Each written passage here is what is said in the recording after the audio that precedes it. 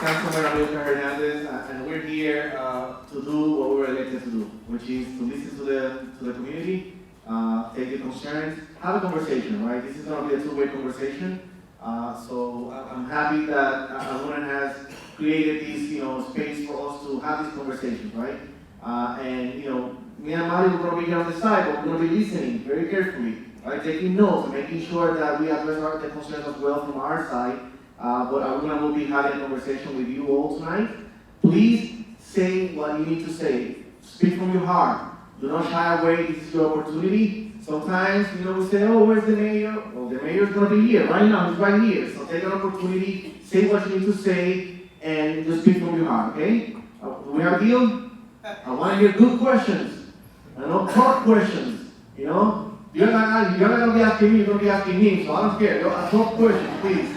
Okay, I want to see him going work really hard for it, okay? All right, good. Thank you. And now, I will introduce you to our mayor-elect, Arunan Arulampalam.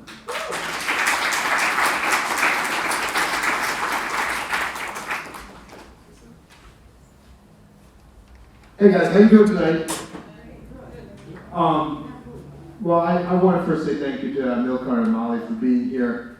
Thank you to all of you. This is really important to me. As part of our transition, we brought together a lot of folks who are helping us put together reports on ideas and policy proposals for the first few months of our administration, for the first year, for the whole first term, the first 4 years. And I've gotten such incredible folks to help with that, to invest their time, invest their ideas in that, but I really wanted to make sure that we engage as many voices as we can in that conversation, because I believe deeply that democracy is a discussion, it's a conversation, it's not a one-way lecture. It has got to engage every single person in that two-way conversation. And discussions can be tough, they can be messy, but I think when they're done well, they can lead to really healthy results and lead to better ideas. And look, for the last year, I've been going around the city talking to people one-on-one about all of the challenges we have in Hartford, about all of the things that are really difficult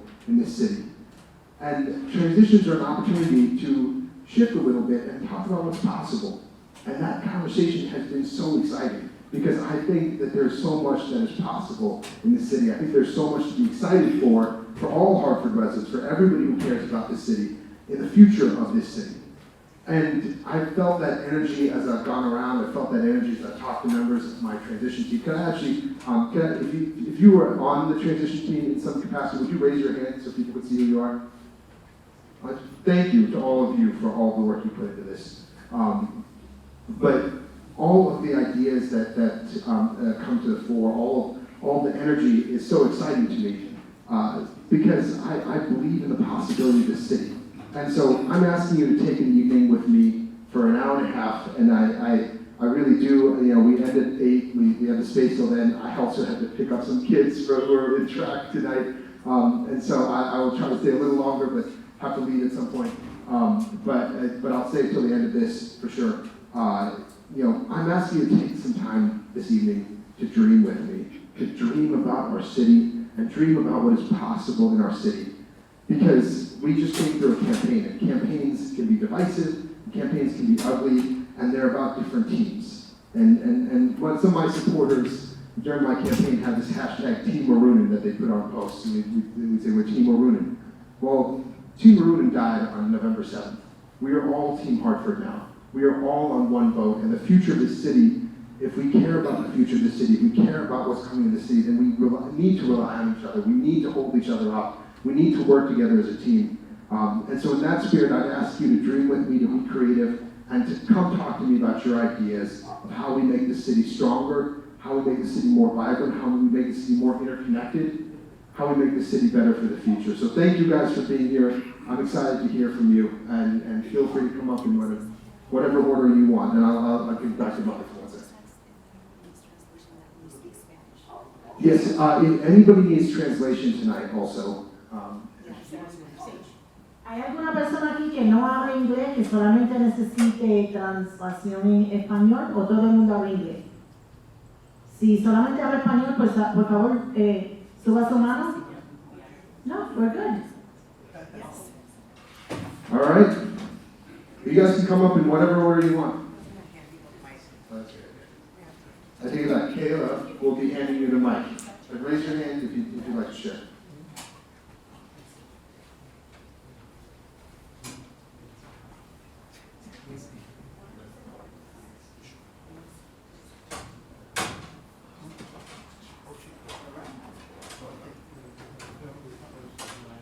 Sorry, so just to clarify, we're going to have mics going around the room. That's Kayla over there on your right, and that's Bella on your left, and they'll come around with mics. If you can go first.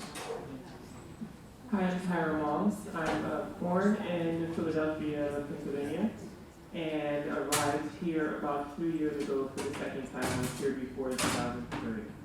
Or 2001. Within that year, I believe the youngsters recently graduated from information technology. We're crazy about the upcoming digital era and how our computers allowed us to study a larger scale of information and graduate us quite well scientifically. I was wondering now that we've made a great use of ourselves and our technology, if you feel as a city or state that you are prepared for us to sort of shrink the complaints, the responsibility, and the sort of ongoing tediousness of traveling back and forth with papers in a way that would sort of allow us to require citizens or people to submit all of the actual data that they have. Let's say you open your wallet, you enter all of your cards, and you now are within a government structured system which allows us to know your well-being in a way. And if we can sort of now avoid all other unnecessary paperwork that government and people who rely on them are oftentimes argumentative about, I'm wondering if it would be possible to use that percentage or analytics, sort of a data set, to then act as a more direct human service, to then know how to bring someone from a 70% government identity to a 100% identity. Returning to the point, do you think that now that technology has updated the government on how the well-being of people is, if they would be able to accept the transition from paperwork to digital means? Yeah, that's a great question. And I'll say this, we don't hold all of the interactions that people have with government within City Hall. And the mayor and the council only have control of what's within City Hall. I will say that there has been some effort to modernize those services and those interactions within City Hall in the last few years. We will continue that. It's something that when I was at the state, I helped lead within my agency to try to allow for more online interactions and consolidation of those interactions. And the other thing I think we need to explore is whether city licenses and services and records can communicate with state records, which are being kind of consolidated on this business one stop at the state. But it's certainly something that we'll look into. I'm not sure that all of that in the larger sense is really within my pay grade, but certainly something that we will try to work to facilitate from City Hall.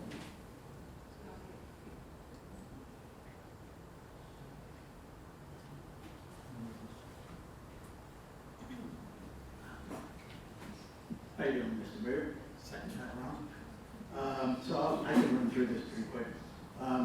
Some of the issues I've expressed already, but please bear with me. All are important. At an NRC meeting not that long ago, I posed to Janice Castle that residents need some form of a quarterly or a pamphlet or a sheet sent out to all residents in the community discussing do's and don'ts. And anything from as simple as waste recycle program to littering to simple things like that. And she shouted back, the city doesn't have any money. Well, I know that. But we still need programs like that because in my investigation of public work, the recycle program, it's completely a fraud. None of the garbage trucks that pick up recycle go to any recycling. They go to the dump. Michael Looney has told me that. He tried to cover up at the end by saying, well, we had a couple of trucks that were clean and brought in, but I think he just wanted to, show that something was being recycled. But the recycle program is a fraud, and it's a costly fraud. And I hope that you look into it.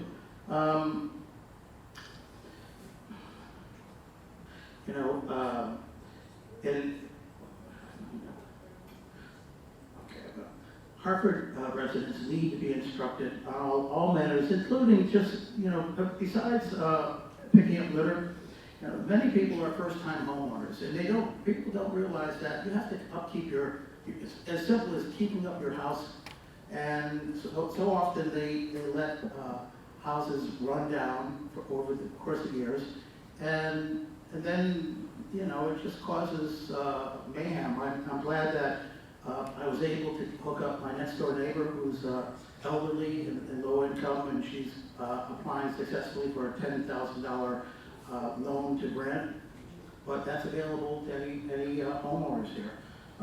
The most important issue, I think, that I can advocate for today is humane services to expand the feline cats. And we know at this time officially care is not part of their domain. Animal control does not touch cats, they only touch dogs. Two personal stories. During Mayor Segarra's administration, I once had business at Town Hall in December, and as I walked up the front steps, there was a cat sitting there shivering. I didn't have my carrier with me, and I called animal control. When they came out, they said, we don't do cats. No kidding. So I threw my winter coat over it and tried to grab it and put it into my van to bring home to get into a cat shelter, but I was unsuccessful. The cat had taken residence in the back of the old Hartford Times building. So that night, I had a trap set, and I came back every 2 hours all night long, hoping that he would enter the van, enter the trap, and he never did. Once, when I campaigned for mayor, Carrie Saxon Perry on Barber Street, around 1990, I came upon a cat who had been bloodied in a skirmish. I thought I should drop what I was doing and lend assistance. I didn't, and I thought about that cat all these years. We need to extend services to the cat population of Hartford. Who was it? Mahatma Gandhi said, the greatness of a nation and its moral progress can be judged by the way its animals are treated. Thank you. Thank you, Bill. You can have a copy of that.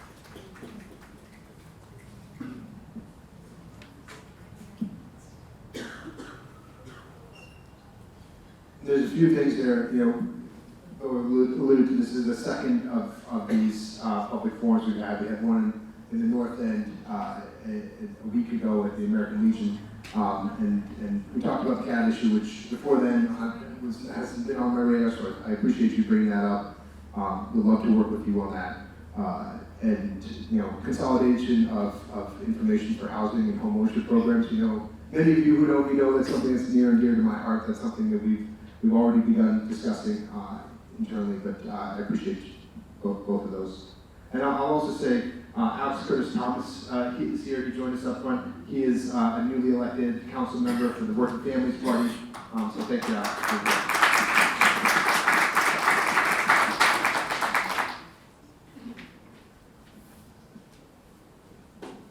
Thank you. To the gentleman, I just wanted to just express something to you, just so there's no misinformation. Those are two pamphlets, one in Spanish and one in English. I think they come out at least once every 4 months through the city of Hartford, through Janet's office, which provides all the information, or many of the information you were speaking in regards to. And every Monday, that office also sends out a newsletter via email if you're on the email list. So I would implore you to get on the email list and actually be able to submit ideas and more things if you feel that there's anything else needed. In there, it talks about upkeeping of your front yard, trash, delivery, leaves, things like that. So I just want everyone to know it's a great resource. Thank you. I'll also say, since Janice's name has been brought up, I think one of the hardest working folks at City Hall, and someone who tries to be in every single community and spends a lot of her day there. So I just want to also big up Janice. Thank you for saying that. Hello. So just to be on the same page, I can really share my voice with you, right? So congratulations. I look forward to seeing your administration and Hartford going forward. So I'm just gonna rip the Band-Aid because I'm a very young, aspiring person who's trying to, make something out of my life. But I had a difficult time voting this year because I didn't know your administration. So this is my first time getting to know you. And as an LGBTQ person in my community, I want to know what you're going to do for my community. Because I live in Hartford, and I feel like there's not enough resources for trans women and men and LGBTQ people in general. New Haven can have a pride center, but why can't Hartford have one? Why can't we have one? And if I seem kind of frustrated, it's because I am. Every election year, I always meet someone that, they look like they can serve for my community. But then yet again, nothing's happening. Trans Day of Remembrance, we celebrate. Pride, we celebrate why do we have to celebrate certain events like that when we should be having the access to resources that we need? I have a therapist, I'm grateful, but not my other friends do. I lost a friend from committing suicide because there wasn't anything that we could have done here in Hartford. People are moving out of the state because of that reason. And because of the way I'm feeling, I'm ready to leave out of state. My grandmother was like, go to Puerto Rico with me. I'm like, mi español no es perfecto. Me voy a quedarme aquí. What I just said, my Spanish is not perfect. I'm gonna stay here. Because I'm a Hartford native. I was born and raised in 1994, May 28, 1994. Like, this is my city.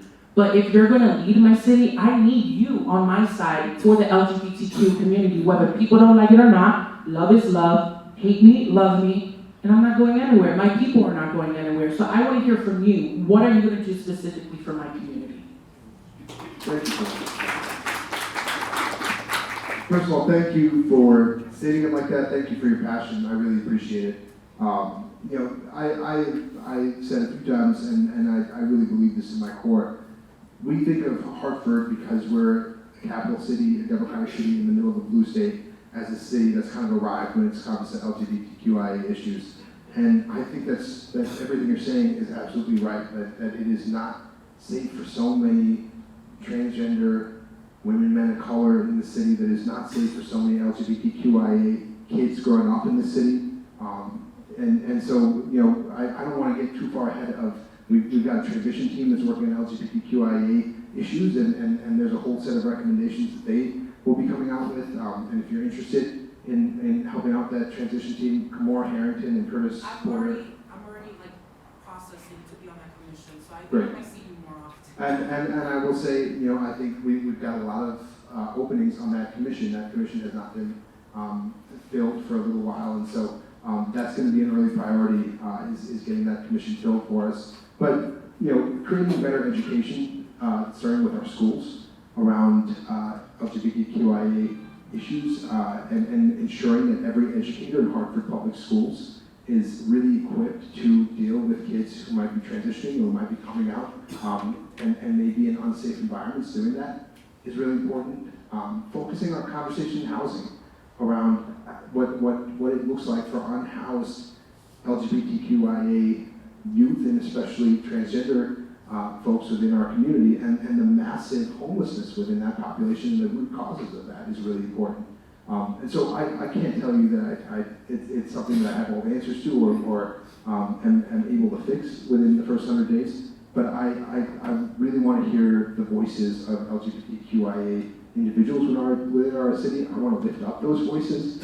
One of the things we talked about with the transition team early on was just identifying all of the folks on the transition team and all the folks coming into the administration who identify as LGBTQIA, and getting a sense of the pervasiveness of that community, which I think we don't talk about, and really listening to the voices of those who have felt the pain of the unsafety and the lack of safety of the rejection from institutions within the city of Hartford. I appreciate you sharing that, and that's something I'm really committed to.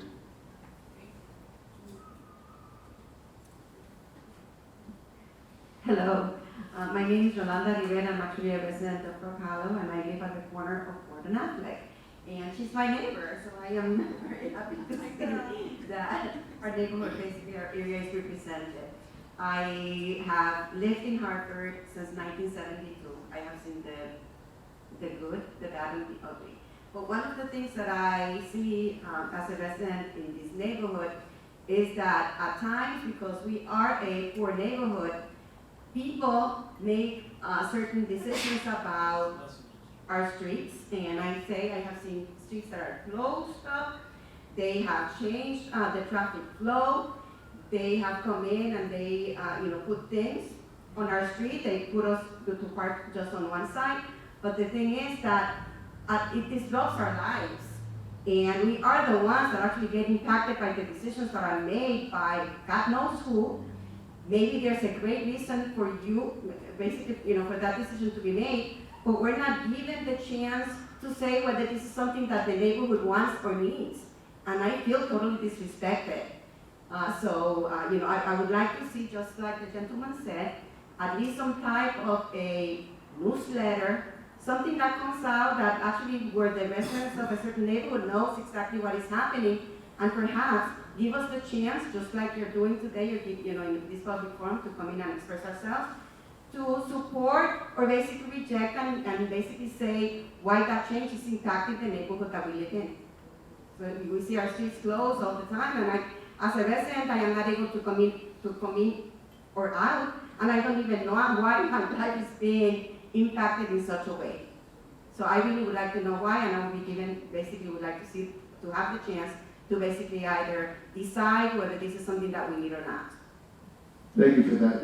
Jolanda, before you pass the mic, I actually have a follow-up, if that's okay, follow-up question for you. And I'm a resident of Frog Hollow too. I live a block and a half away from here. It's something we've talked about a lot within a number of our committees, within my staff internally, is how information gets out to the public. One of the struggles is, I think, as we brought up, there are newsletters. Some of that information goes into newsletters. Sometimes it gets brought up at NRC meetings. Sometimes it goes out on social media. There are a variety of ways you could communicate. But I'm not sure that we have a great sense of who is reading what, who's paying attention to what, where people are getting information from. And I don't know if you have ideas or other people have ideas in this room, but how do you get people to, if it's in the newsletter, how do you get people to read the newsletter? If it's on social media, how do you get people to check out social media? Are there news sources within the community that you... I think I'm old school, and I believe in grassroots. Yeah. So I kind of, door to door, I think that the way that we get along is because we see each other, right? And we talk, and we know each other. So I believe that basically kind of the grassroots tactics, basically because that's the other thing that we also have gotten away. When I came in to live in Frog Hollow, I knew everybody that lived on that street, and we actually supported and helped each other. The people that my kids went to school, basically these are the friends that they have today, they continue to have today. We have lost all of that. So basically we need to go back. I know that kind of we have all of this great technology, but not everybody has access to that technology. So we need to find a way to go back to grassroots to be able to talk to each other, so that that way we'll be better, basically communicated and connected. Thank you.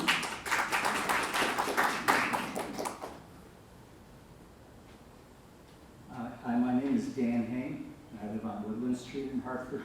I have two issues that I want to talk about, two very different subjects, one having to do with zoning enforcement and one having to do with retirement benefits for former city employees. On the zoning enforcement issue, we had a new zoning law that went into effect, I believe it was in 2016. And that zoning ordinance contains a section on lighting in the city. And it includes a dark skies initiative to avoid lighting up the sky. And the lighting section of the zoning ordinance says that Outdoor lighting should have baffles, shields, or lenses to direct the light where it's needed and not up at the sky. And that any unshielded lighting should be put on occupancy sensors or motion sensors and stay on for no more than 15 seconds after it's triggered. In the meantime, right around 2016 is also when the availability of very inexpensive, very bright LED lighting came on the market. And all over the city, we see unshielded lighting doing glare in people's eyes and shining up at the sky. And the zoning office is not enforcing the lighting section of the ordinance at all. The lighting ordinance also says that these kind of animated little lights around people's windows are not supposed to be animated little lights around business windows. But you see those all over the city as well. And I have a bigger issue with the dark skies because I live on the 9th floor of a building near medical offices that installed parking lot lighting that lights up our ceilings.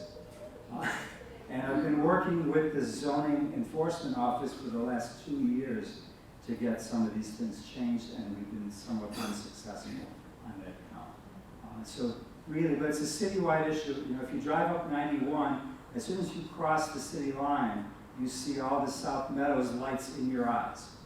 And it's just proliferated all over the city. You see these bright, bright lights shining right in your eyes. And they need to start enforcing that section of the zoning ordinance. My other issue has to do, I'm a retired city employee. I work in public works. I retired in 2017. I was only at the city for 6 years, so my pension is very small. I rely mostly on the 457. And when I first started working at the city, the 457 had a fixed account with a return of 4%, which was a generous return at the time when the Fed rate was near zero. What has happened ever since Mayor Bronin came in, he with Adam Cloud switched the provider to Voya, and they have every year ratcheted down the return on that, where now it's only 2%. So the return is only half what it used to be. And they've also instituted new fees that the retirees have to pay on their 457 funds. So I think, I believe it's up for renegotiation in next August, and you really should pay attention to what Voya is presenting because it's very much to the detriment of retirees. And also, it's not as much an incentive for city workers to put money into that plan anymore. Thank you.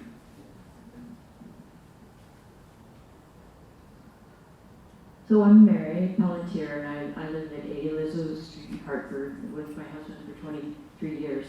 And it's really nice to hear people bringing up environmental issues, including dark sky and litter and so forth, because those are the things that really do affect all of us, and nature really doesn't have a voice. And there's an accelerating climate and biodiversity crisis. And this I don't know if it was 6 inches of rain that we received today, is just highly unusual. It's part of a long year of excessive rains. And I think, I wasn't sure if your team had your transition team had any group focusing on the climate and biodiversity crisis and the quality of nature and the environment in our city. We don't have a specific team focused on that, and I appreciate you bringing that up. I think this is a really important thing. It was easy for the previous administration to kind of have those things very much in-house because of the Bronin relationship.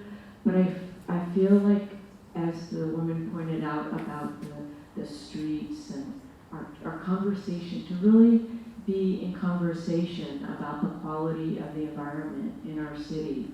Those things can't just be so tightly managed in the office of the mayor. So I hope that your transition team does consider ways of including the environment and making that a really big conversational issue on all the, because that's the one thing that does bring us all together. We all share the heat, in the summer, the rains, the excessive lighting, the litter. We share that, and that's the thing that can also bring us together by resolving those issues. Thank you.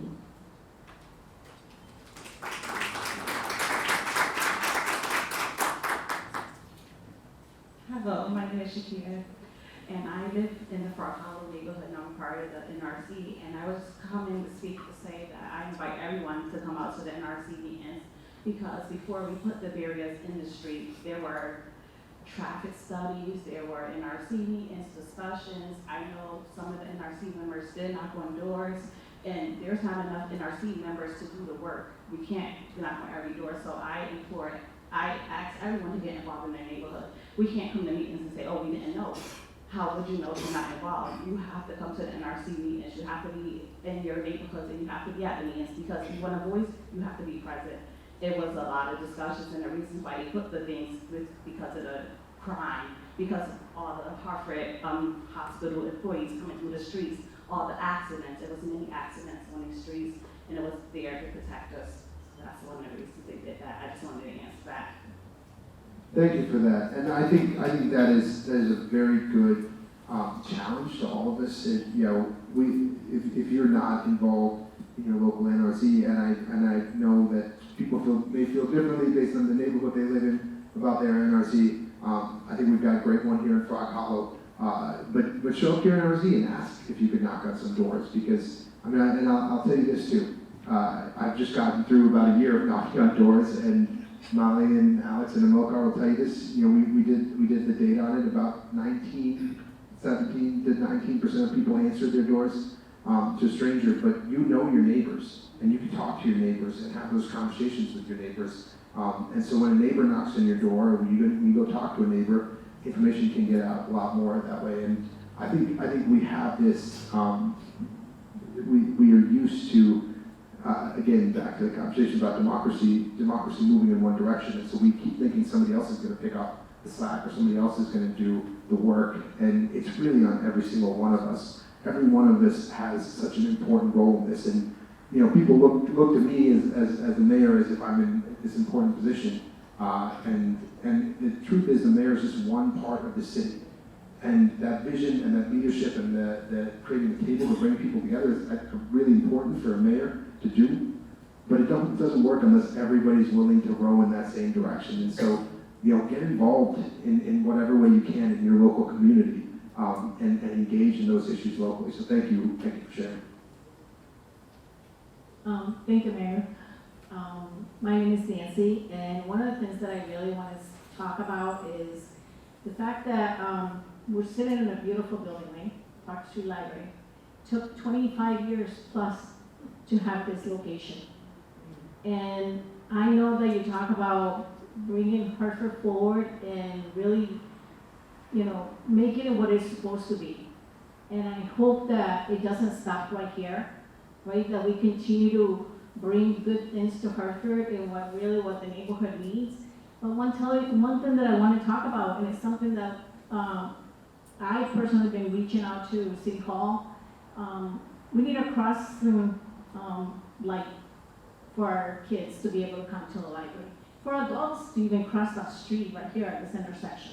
So we can't have this beautiful building that children cannot come to. The parents don't feel safe, that it's safe for them to come here because there's not a cross guard or not a crossing light. So, please, that's something that we need to have.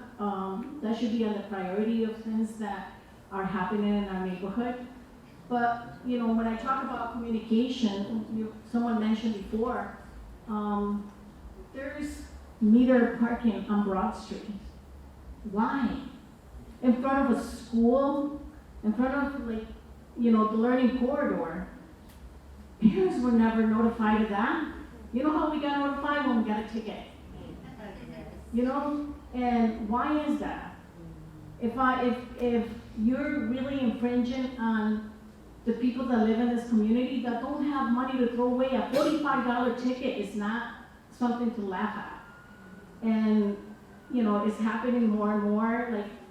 Street where my mother lives on Grafton, it's like every morning at 8 o'clock on a Tuesday morning, she'd have to run out to go move the cars to the other side because the guy from Mass is like waiting at the top of the street to ticket everybody that didn't move their cars.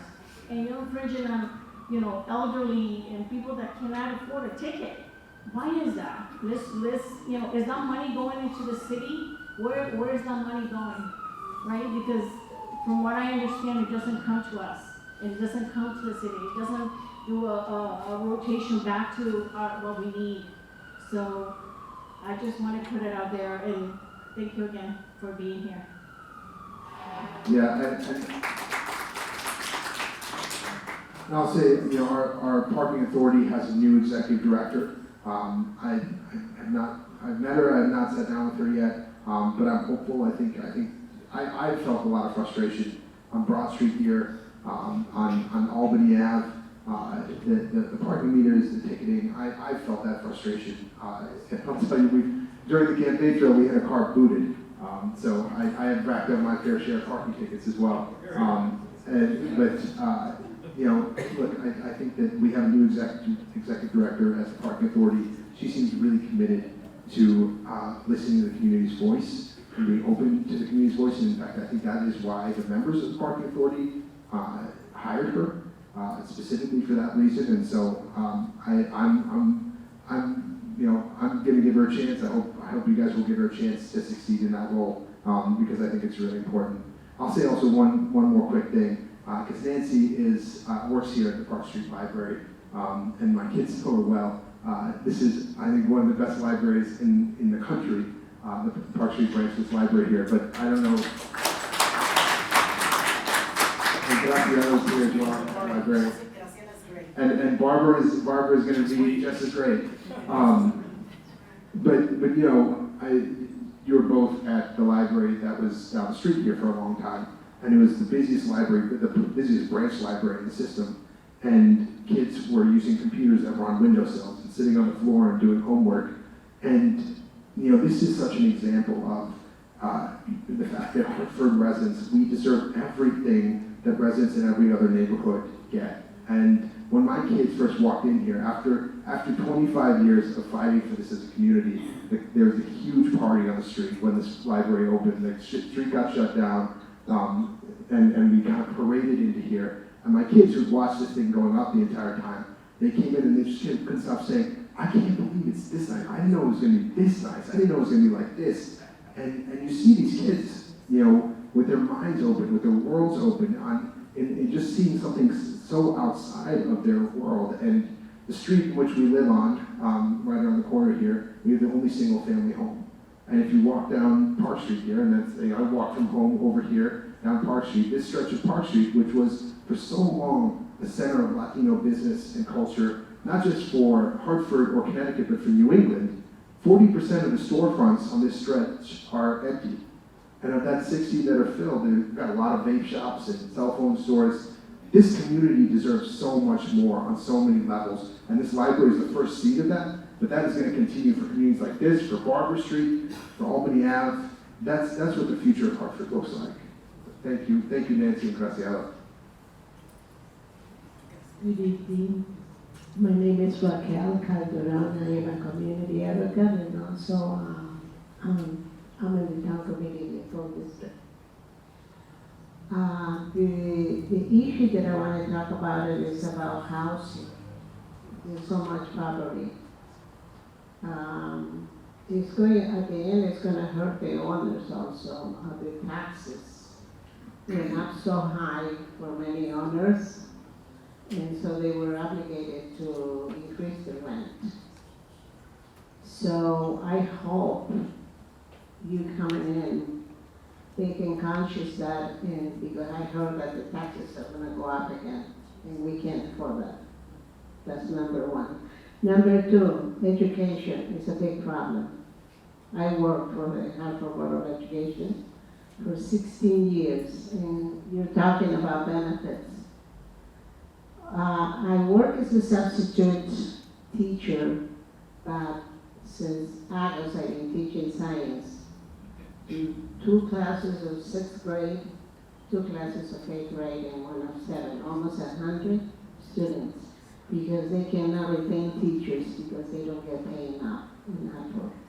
They are quitting, And then now, we have to have bachelor's degree to work as a substitute, and now they're hiring kids out of the high school. So, you need to worry about education, that's number one, and poverty also, housing.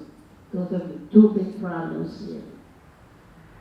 And, what else can I say? And then I went to a meeting with the AFT, that's long ago, and I mentioned about how substitutes, they were getting paid poverty money. And we don't even have our benefits. We did not have pension for 15, 16 years. That's a shame with educators. We went to college, and they're not paying us. I mentioned this to, our mayor, but nothing has happened, and I hope you do something about it. AFT is willing to talk to you to see how we can fix that. We can have some kind of a pension, and it's not fair. We're educators, we're taking care of those children. And you know what, we work more than 37 hours and a half, sometimes 40, 41. And they consider us part-time. We're not part-time. According to the law, we are full-timers. And this is a big issue. And now that you're the mayor, I am going to come to your office and make sure that something happens. And I already spoke to with AFT, HFT, and I am going to be in charge of organizing that. It's been tough for 15, 20 years, I understand, nothing happened. And you'll be the king who's going to do something about that. And please worry about education and poverty right now. That's a big thing in Hartford. And also, the city, some parts of the city is just full of garbage all over the place. We need to do something about it. It's a shame. That's all I have to say. Thank you. Thank you, Rebecca. And as you know, that is an issue that's near and dear to my heart because I've got skin in the game. I've got kids who are going to public school, and I talk about this with my wife all the time. You could have the best teachers in the world if they don't feel supported, and if they're not in a setting in which they're supported. There's only so much they can do. There's only so far the school can go, and it's something that I have talked a lot about with HFT, with a number of the unions in our schools. I was really proud to see the first ever joint endorsement from all of the unions that work within our Hartford Public Schools. And that's something that I take really seriously, and it's going to be at the forefront of my mind in my time as mayor. So thank you, Raquel. I look forward to seeing you at City Hall and out in the community. Hello. Thank you for letting me share tonight. I want to mention something else about housing. I do prevention work, and I am a neighbor. I live in Behind the Rocks neighborhood. And so a lot of our neighbors, they rent.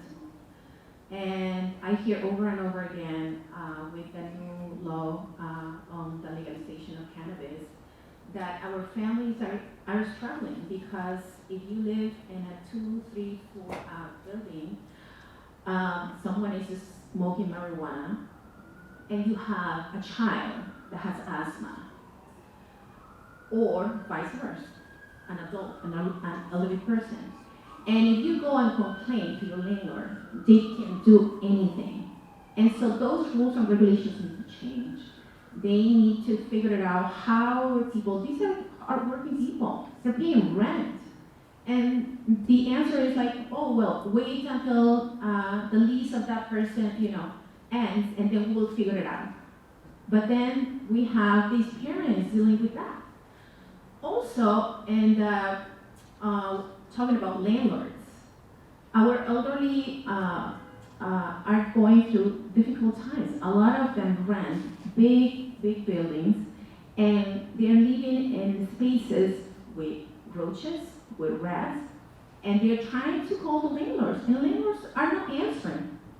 They're not answering the phone. They don't even live in the area, and it's really frustrating. And families, and especially our children and elderly, elderly people are living in fear because what are they going to do? A lot of these people don't have families, don't have someone to speak for them. So I just wanted to ask you to see what's the plan in that. Thank you. Call the city of Hartford. You know, we are hiring up with inspectors in housing and building code enforcement, and we are working to better coordinate, and that's something that we're going to try to work on in this administration as well. Better coordinate our inspections between blight and housing and public health to make sure that we can hit more homes and hit more properties. But it's something that, you know, going after properties that are not well maintained is something that is really important to this administration. And so call the city of Hartford. Hello, congratulations again. My name is Rebecca. It seems that since COVID, the offices have limited hours, especially during the height of the pandemic. However, it seems that that's still what we're running on. It's possible at times to get into certain offices, can't leave messages because the voicemails are full, send emails, there's no response. And is there any plans to change that, to bring everyone back into office if they're not opening for regular hours? Certain offices you have to make an appointment.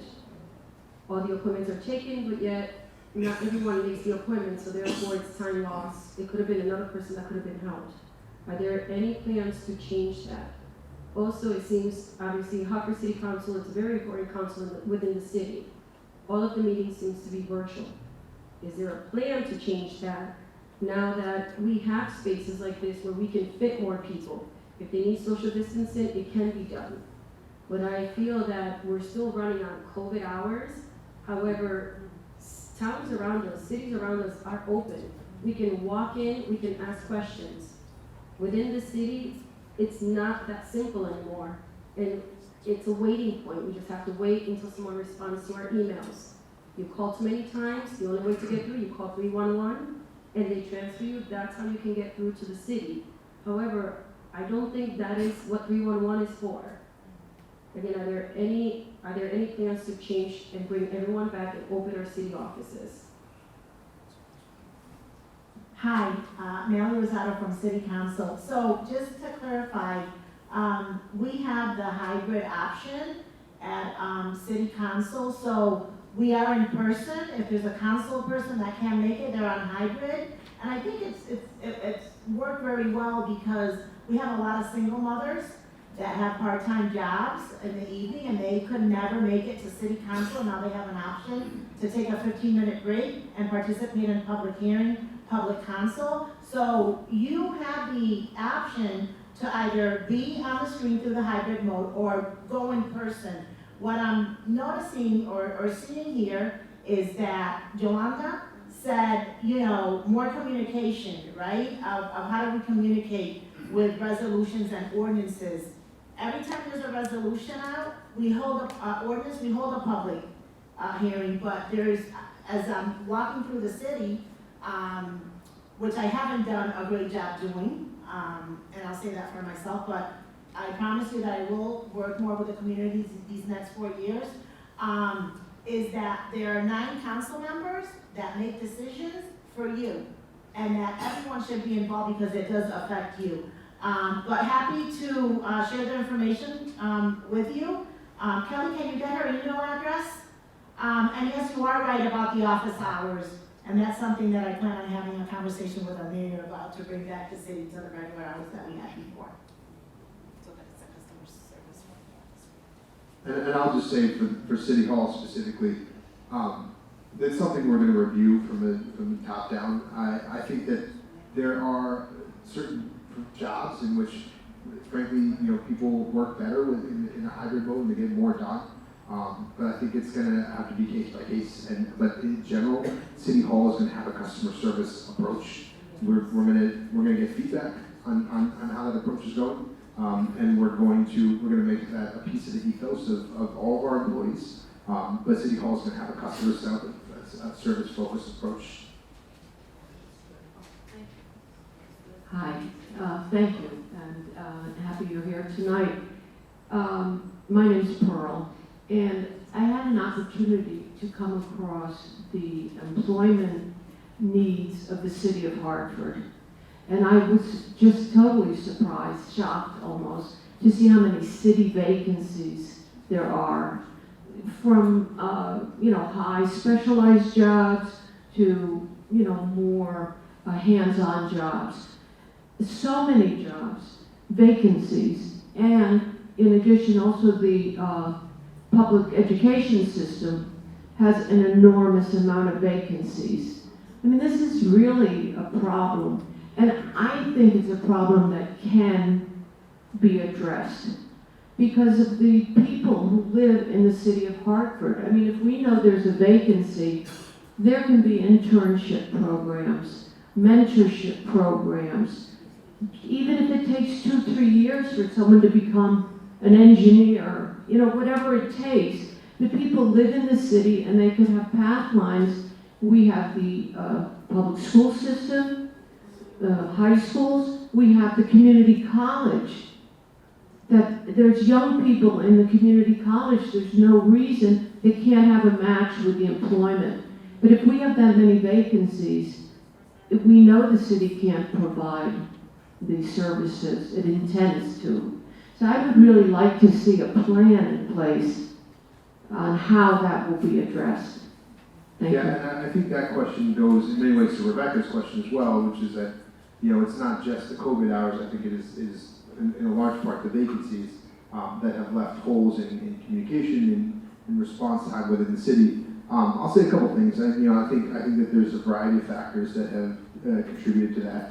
I think that in certain professions within City Hall, and a number of them, that pay just hasn't kept up historically with where pay has been, and certainly city benefits are not what they were at one point. I think that the culture and excitement of being in City Hall is something that we want to work on our way in the door, and make sure that people feel valued and excited to show up at City Hall. But I'll say this too, I agree with you entirely, Borough, and I think those of you who saw kind of the initial staff appointments for my office will see we've got Jahada Escobar who's here, and Christian Corza who's here earlier, I'm sure still somewhere around the room, and Sincere Lawson who's here, and Jonathan Harding, and I appointed intentionally a staff of folks who are from the city of Hartford, the talent that we already have in the city of Hartford. It's a staff that, because I picked the best and brightest, looks like the city of Hartford and is young, and I think and bilingual, and I think will serve the residents of the city of Hartford so well. But I believe exactly what you're saying. We have so much talent in this city, and it's going to take a conversation with some of our collective bargaining units, and maybe some changes of job descriptions and the way those jobs are set up. And so it's not a thing we can do on January 1st. But I would like to figure out how we get more City of Hartford residents into entry-level positions or train them into positions at City of Hall. And I would love for us to be able to more widely advertise that within high schools and within our community colleges, and how people work their way into City Hall and grow in City Hall. Because I think that there's so much talent within the city, and we are going to do everything we can to tap into it. Thank you. Testing, can you hear me? Should I look into the camera? I don't know. My name is Sidoni. I live in Park Place. I'm also a paraprofessional at a middle school down the road. I'm so excited to have some great students. And I'm also an Uber driver at night to supplement my income. I accepted the position with the Board of Ed because they offer a program. I have a bachelor's and a master's degree.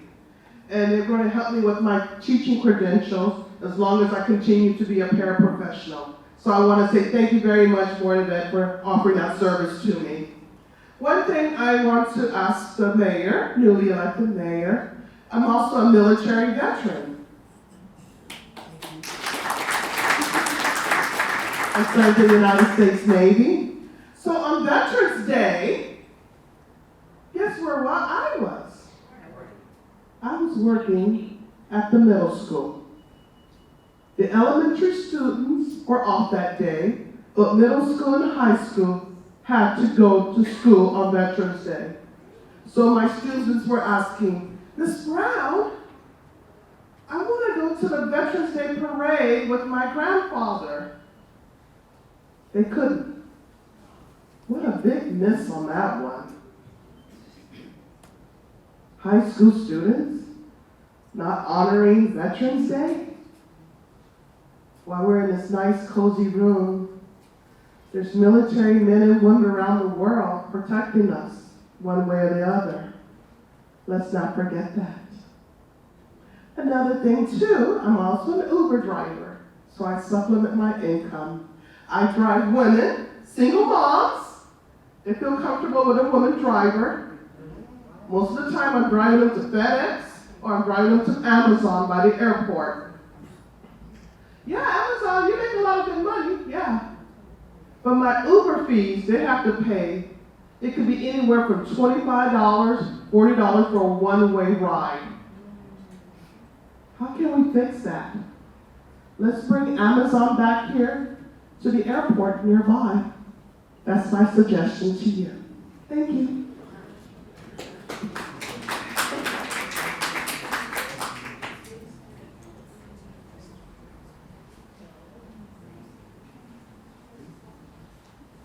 Hi, I'm Blair. I live in Hartford in the West End. Thank you so much for your service. I have something to talk about veterans also. So what I'd like to talk about is disabled veterans, the most severely wounded that come back from service, whether that's a physical injury or PTSD, where they just can't function in society anymore. I'm sorry, choked up a little bit. Many states and municipalities currently offer property tax exemptions for those disabled veterans. And Hartford right now does offer a property tax not exemption, but discounts, but it is very, very small. Because this population is so niche, it would not be a fiscal, it wouldn't be something that caused a lot of strain on the city of Hartford, but it would make a huge difference in the quality of life of those disabled veterans. It would encourage them to become homeowners, and it would really just allow them to have a better life. So I would encourage you to look at that property tax issue with disabled veterans and what other municipalities are doing.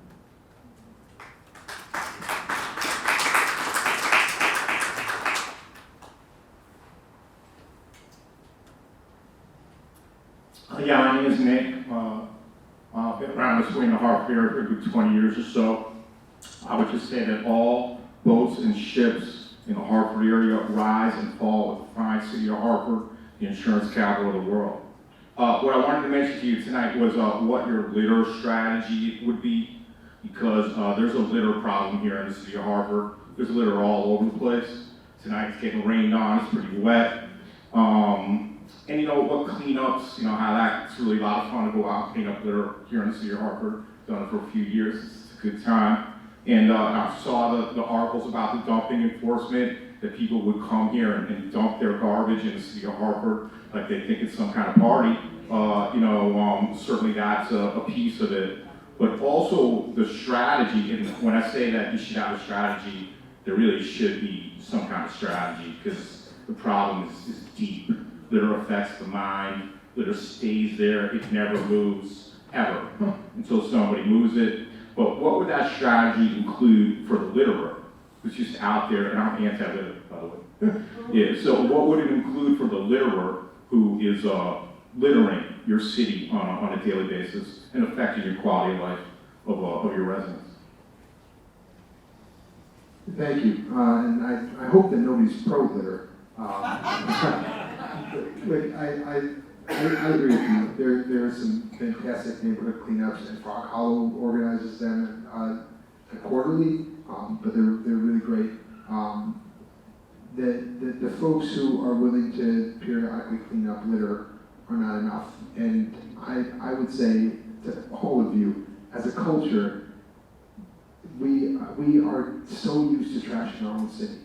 And I think a piece of that is that it has been communicated to us that what we have is trash, that our streets and sidewalks our trash, and we don't go after utility companies when they cut up our, streets and don't patch it back up. We don't go after landlords when they don't take care of the properties, and those properties lead to litter and rodents. And we don't go after the big bulky waste on our streets, and that's something that we hope to early on try to find ways to address.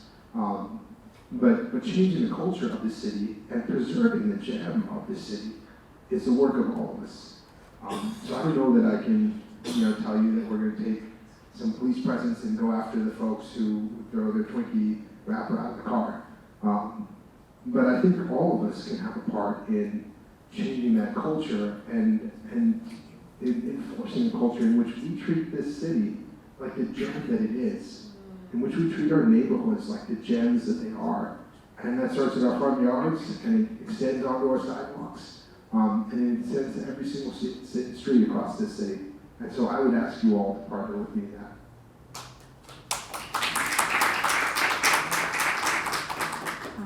Hi, my name is Sophia, and I'm from the north end of Hartford, Richmond Street. And I want to say congratulations, our newly elected mayor. I'm getting to know you, and I'm grateful for that. Yes, Mayor, you're Jamaican, so all right. Okay, so the other part is that, just having quality customer service at City Hall. I remember when we used to pay tax, like when we had to go down there and pay our taxes. So there's an office, like when you go in and you go into the line, and there was like a glass area, and you go in, they would prep you, and then they give you the paper, and then you would segue to the cashier. Now it's like almost like a curtain, you can't see nothing. And when you go in there, I think it was like in July, well, that's the period, like when the half period, like when you can pay your tax. So there's a long line, there's only two person there, customer rep is there, servicing us. And that should not be like that, because then by the time you're in there trying to pay your tax, and then you go outside, you may already have a ticket because the line is so long, the time that you have to spend, and it's just like sometimes the customer service desk there seems like they're doing us a favor. Just the attitude, and I think it'd be great to train them on how to deliver quality customer service. That I think that we really fail in that way. The other part is that I know that for me, how I was able to get lunch at Richfield Street is because I remember when Mayor Perez, he had a housing, there's a program that, to help people to buy in Hartford. And that was successful for me because a lot of times, and I know that there are different programs there, but I just wanted, like my daughter wanted to buy in Hartford. I've been here for 45 years. And when I obtained my bachelor's and my master's, and you want to buy a house, a lot of people say, oh, go to Windsor, go to Bloomfield and things like that. So everyone that gets a level of higher education, and everybody moves out of Hartford, then what is left? And so now we have to be able to encourage the young people then that's wanting to buy to stay here, because my daughter now have her degree, and she wants to stay in Hartford. She was born in Hartford, it's a struggle. Like the house is like $250,000, and she's a young person trying to buy. It's very discouraging, and so I'm not sure if you're gonna have some kind of programs to be able to help that, so because a lot of the owners then that's in our community, they're slumlords, and they don't live here. And so a lot of times when we see all this trash here, when people own something, they take pride in it. And so if everyone is just renting and no one is owning them, a lot of people may not be taking pride in it. And so that's what I just want to say.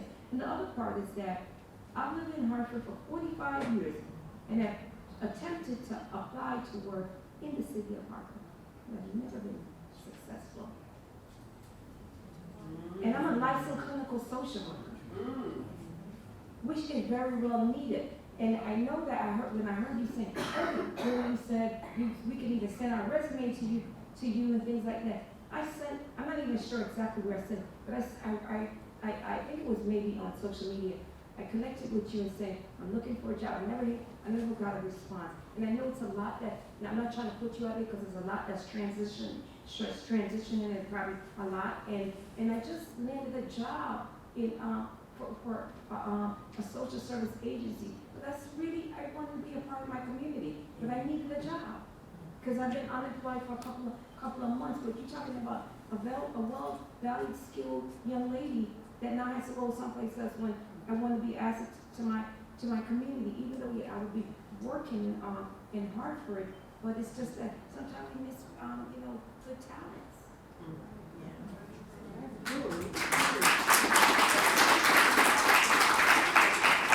I appreciate you bringing that up. And I'm sorry if we haven't gotten back to you on social media, and there's no excuse for that. I will try to find that message and get back to you. But if anybody in this room is looking for a job, or you know somebody who's looking for a job at City Hall, if you go to www.believeinhartford.com, that's our transition page, believeinhartford.com. There's a place where you can upload resumes, where you can answer a couple questions about generally kind of divisions you're interested in, and upload your resume. Now, we've kind of gone through the first batch of those and looked at jobs that are appointed jobs that we would make appointments on coming in the door. And so you may, if you've uploaded a resume, you may or may not have gotten a response from us. But we have a whole bunch more of these jobs that are just kind of, they're on the page at City Hall, and they've been posted, and we haven't filled them yet. And so our hope is to come in with a whole bunch of resumes that we can give to those departments and try to get folks into that applicant pool, and hopefully into jobs. And so if you have a resume, send it to believeinhartford.com. And if you have any questions about the transition generally, we have a whole bunch of information coming out on that page. But I appreciate you saying that. I'm sorry we haven't gotten back to you. I'll make sure we do that.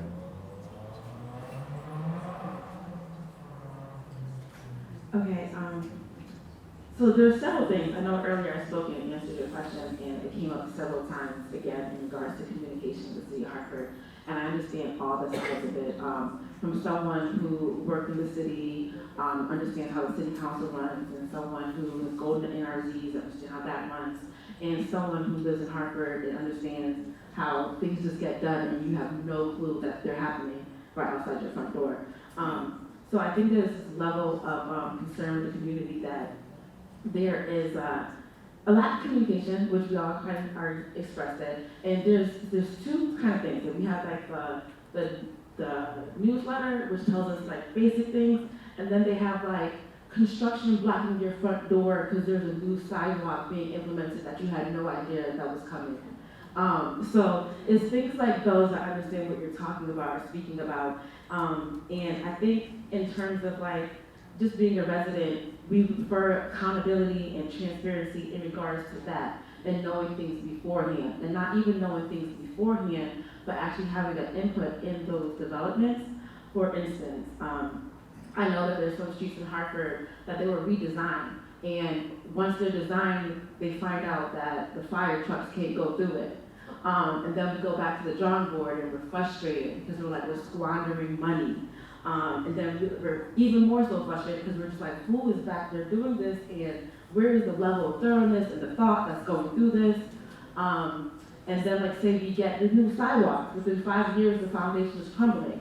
So we always feel a little shortchanged because it's like, did you use the cheapest cement? Did you not know that this is not going to crumble in 5 years? And how come no one researched this? So I understand. So, and then also little other things like it's raining today and there's flooding in Hartford. And I spoke to an engineer and I said, how can we fix this? They said, you know what? You can start by cleaning the sewers. So there's like a little disconnect between DPW and MDC, and I know the city is trying. As a person who lives here and have worked in the city, I know the city is trying. I know we're working on limited resources. But it's just like a little small little connections that we can make to hopefully kind of patch things up so we won't feel so shortchanged as residents. As a new mayor, I'm going to please implore you to invest in the community, piggyback off what everyone's saying, invest in the community. There's extremely numerous amount of talent, not only in this room, but in the city of Hartford. If we invest in the community and reinvest in ourselves, I don't have to go to West Hartford every night to get something to eat. I can go down the street or downtown Hartford. I would love to do that. I would like to be in Hartford instead of West Hartford Center. They know me by heart there. And I live in Hartford, so I feel bad doing this. So please let me stay and spend my dollars in Hartford. So reinvest in the community, employ the city.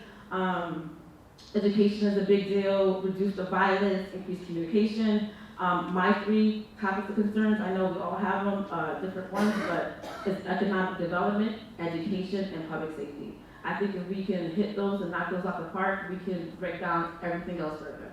Thank you. Thank you. Okay, for a while, so we could pass it to Dave. I'll say while we're passing the mic, if you don't have places to eat in Hartford, let's talk after, because if you go to West Hartford, we've got so many options here that are a lot better. Thank you for actually letting me to speak, and first thing I want to do is thank you for being here in our community, doing a town hall meeting before you're even sworn in as mayor, and please do more. Each time I do it, I'm going to introduce myself differently. Right now, David Martin, president of the Friends of Folk Park, and I need to tell you about, thank you, okay, David Martin, president of Friends of Folk Park. I need to tell you back in 2022, it was announced in the paper that Friends of Folk Park got $7.5 million from bonding. We did not. $7.5 million was split between Weathersfield, South End, and Hartford, and Folk Park got $2.25 million, which has still not been spent. And I have right here a priority list of projects for which we've talked to the previous administration. This piece of paper right here states it's given to Thea Montanez on June 30th. Just trying to tell you there's continuity, we're not changing it. The same thing I'm going to show you in the future. We're not going to go away, we're going to continue to ask for these priorities. The first one's being the soccer field. It was flooded again today and is overgrown on the east side of it, so you can't see into the park, and it's creating a very dangerous situation there. Second thing is the pavilion, the pond house that used to be the ice house, where finally, thank you, the city of Hartford has gotten homeless people out of there so it doesn't show up in the newsreels and the newspaper every other week. Thank you. Gotta say that, right? Give me property when it's done. All right? But again, this has to be spent. I don't want to see this money wasted, and there's actually no reason why with $2.25 million we can't take care of the top 2 problems in the main body of Oak Park. People have asked me to spend it all over the place on other things, and even the current things that are happening with the current administration, Bankside Grove, Oak Park West, there's problems with our group of those designs because no one is talking about maintenance. And I and our group don't want to spend millions of dollars unless there's a plan how to keep it looking good, the way it was when it was first built. Not build, spend millions of dollars and watch it deteriorate for 5, 10 years. All right? That's one. Second one, hi, I'm David Martin, president of the Parkville Revitalization Association, and presented now in front of the Parkville Revitalization Association information I've got within the last month that business people have been working on for probably 6 months. There's a proposal for a business improvement district, which would get funded by CRDA, I believe, and then taxes would be assessed to businesses and residences within our community. And another nonprofit with a board I don't even know would be making decisions about parking on our streets or what would happen in the parks, perhaps against what we're suggesting. I don't know. What I am telling you is that I will not be rushed to do this. Right? This is very important for any community. And I'm not going to rush and do it quickly because others are pushing for it. I'm going to go out into the community, talk to different groups, and see what they want, not just the business association. Hopefully, you will pay attention to these, and these are for you, so you can't tell me in the future once you're sworn in that you don't know what they're about.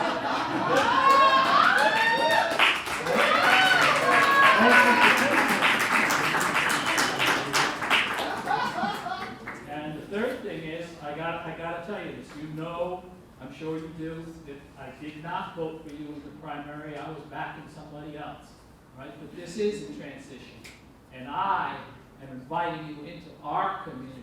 You haven't been in the Parkville community since you were elected on November 7th, since you won the primary in September. Not at all. You've been to the Parkville market. That's just one prominent thing in our community. There's a lot of other people, a lot of other streets. So, in addition to having town halls, I'm asking you in the future to go where the people are, go where they are, not just invite them to come to a beautiful place like this, yay, but come to where they are. Go to the Portuguese people, go to the Vietnamese people, go to the Haitian people in our community. All right, go to the churches, go to the school. That's what I have to do before I can let these things we just talked about happen. I can't ask a group of people to vote for them without talking to a lot of different people. And so now the last thing I'm going to tell you I am is also president of the Parkville Community Association and a member of their district town committee. And again, I'm inviting you to come into our community and senior center, talk to the children, talk to the parents, talk to the seniors, talk to the different ethnicities within our community. They speak 17 languages in the Parkville School, and we have a library there that is very important too. A lot of the kids go there after school for a safe place to be before their parents get back out of work. So don't forget all the libraries in Hartford. That's it. Good luck. I'll just correct one thing. I've been in the Parkville community numerous times since I've been elected, and I don't think we've been there at the same time, but I've been all over the Parkville community numerous times since I've been elected. But thank you. I will be back, and I'll be in every community as That's mayor. what people told me, and I hope you change that, and good luck, and I'm not going away. I'll be back again.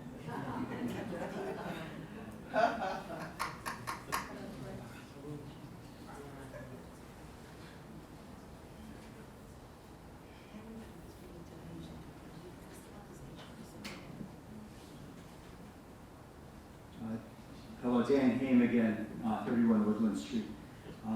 Dave Moran touched on something that's also dear to my heart, and the idea that we build things in the city that we don't maintain.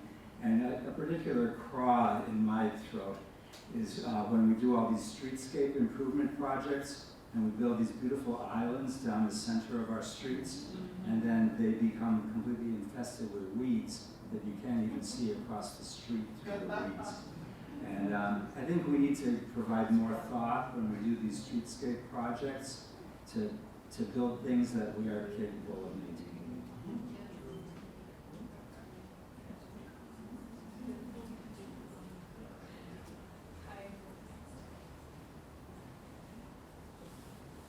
Sorry, this whole issue of maintenance and nature, because a lot of people feel like maintenance is no nature, right? Because nature looks messy, and it's really important to understand that we do have a climate and biodiversity crisis.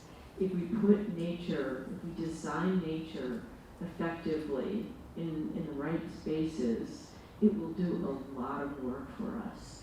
And if we put it in the wrong places, it looks messy and it's a big problem. And that is a big issue in this area. I'm not from here, but there's a problem with the way planners have prioritized roads and hardscapes and parking lots, and nature, where the landscape is increasingly like at the back of the parking lot where people dump stuff, or it's like you gotta push it away and like build an artificial synthetic turf field. And those are problems, and I'm not just saying this to you, I'm saying this to everyone. There is a climate and biodiversity crisis. It's coming a lot faster than most people know, and it's gonna affect your children and your lives. And we need to get a grip on how to live with nature in our city. And it's for your good health too, right? It gives to you more than you know, fresh air.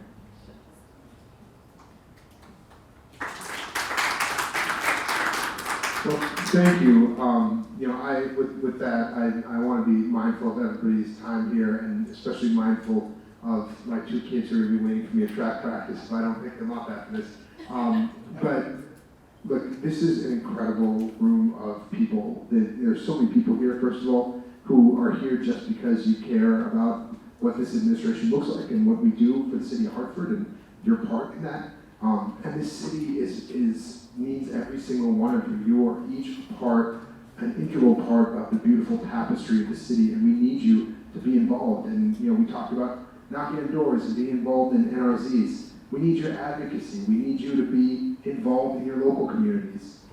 I would love your help. Look, a few blocks up the street is the state capitol.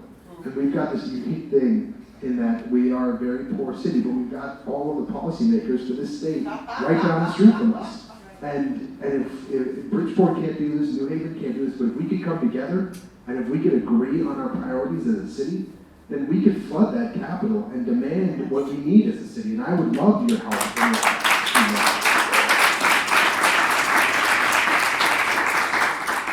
More than anything, transitions sometimes become about a single person. And I hope that this isn't about me, or a single person, or politics, or a set of policymakers.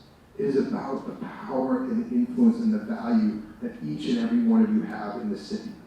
And I'm asking you, you've brought your asks, your ideas to me, and I so deeply appreciate it. And I'm asking you to stay engaged in that process. Because we need you as a city, we need you. Each and every one of you has something unique to bring to the city. And I'm asking you to be a part of that. So thank you for being here tonight.